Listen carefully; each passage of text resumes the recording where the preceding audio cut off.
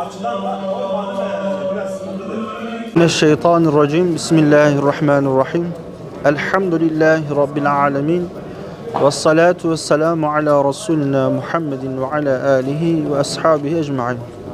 Kıymetli Müslümanlar, Peygamber Efendimiz sallallahu aleyhi ve sellem biliyorsunuz ki ayet-i kerimede ve ma erselnake illa rahmeten lil alemin, biz seni ancak alemlere rahmet olarak gönderdik ayet-i kerimesi mucibince ümmeti Muhammed olan Hz. Muhammed Mustafa sallallahu aleyhi ve sellemin peygamberliğini kabul eden, onun getirmiş olduğu dini mübini İslam'ı kabul eden güzel kardeşlerimiz bugün Peygamber Efendimiz sallallahu aleyhi ve sellemin anısını, ondan bir parça olan sakal-i şerifini görüp o Peygamber Efendimiz sallallahu aleyhi ve selleme bir nebze de olsa hasret gidermek için böyle camimizde sıraya girip Peygamber Efendimiz sallallahu aleyhi ve sellemin lihye-i şerifesine hem salavat getirmeleri hem de onu selamlamaları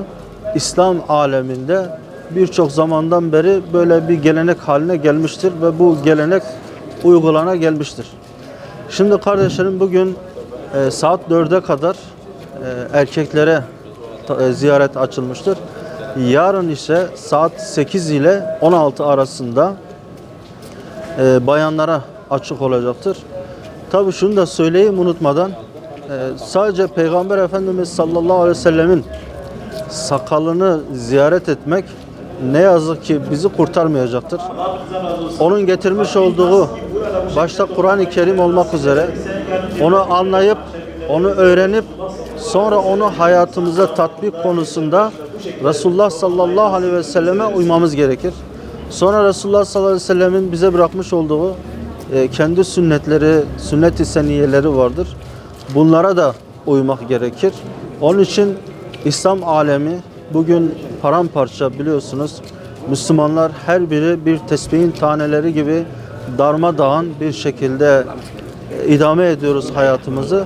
Bu Müslümanlar, yani bizlerin tek kurtuluş reçetesi, bütün İslam aleminin, bütün Müslümanların başta Peygamber Efendimiz sallallahu aleyhi ve sellemin getirmiş olduğu, Allah-u Teala Hazretleri'nin indirmiş olduğu Kur'an-ı Kerim'i tatbik etmek, Kur'an-ı Kerim'e sarılmak, sonra Resulullah sallallahu aleyhi ve sellemin sünnet-i senesine sarılmak olmasıyla bizim birliğimiz, bizim dirliğimiz, İslam aleminin eski gücü, kuvveti ve izzeti yerine geleceğine inanıyoruz.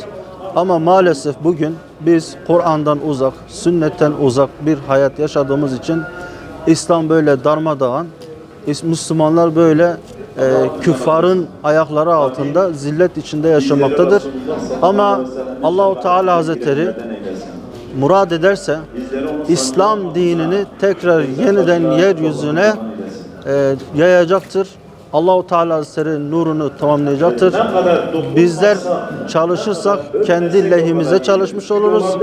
Eğer biz Müslümanlar yatmış olursak, uyursak, İslam için mücadele etmezsek, o zaman da biz kendi aleyhimize olmuş oluruz. İslam dinini kimse yıkamaz. Allah-u Teala Hazretleri dinin sahibidir. Çalışan kendine çalışır, çalışmayan da bu faziletten mahrum kalır kardeşlerim. Velhamdülillahi Rabbil alemin.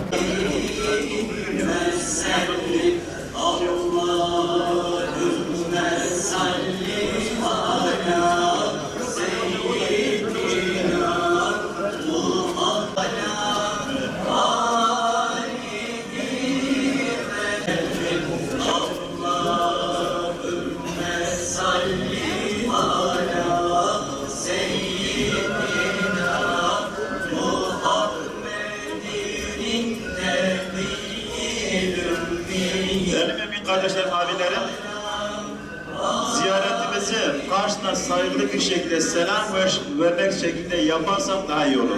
Biz hastayız, hastalığımızı başkasına bulaştırırız. Belki başkası hastadır, dokunmak. Bayanlarınki